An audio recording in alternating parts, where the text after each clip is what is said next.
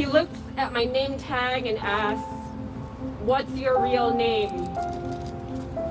I tell him that Cindy is what's printed on my birth certificate.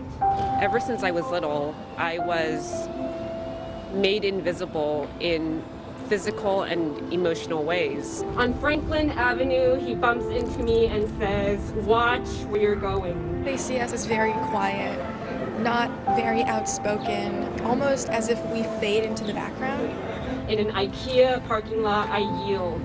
He signals me to roll down the window of my U-Haul truck, laughs. Not too bad for an Asian woman. Asian women are not weak. Asian women are not timid. Asian women are not quiet.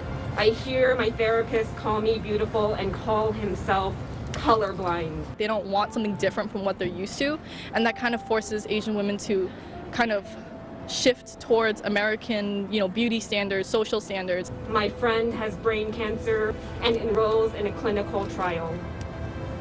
He asks if I would sleep with him before he dies. There's this sense that we always owe something more, that we should accommodate to what other people need. If it's not given immediately, there's a sort of punishment or withdrawal of a relationship to pay for that.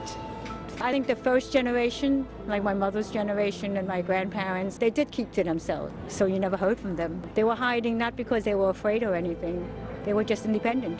For some reason this past year they think all the Asians should go home, wherever home may be.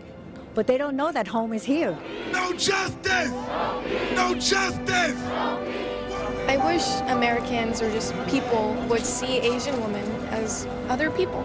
At the root of it all, we are all human beings. We all have families. We all have loved ones. We all want to be happy. We all care about other people.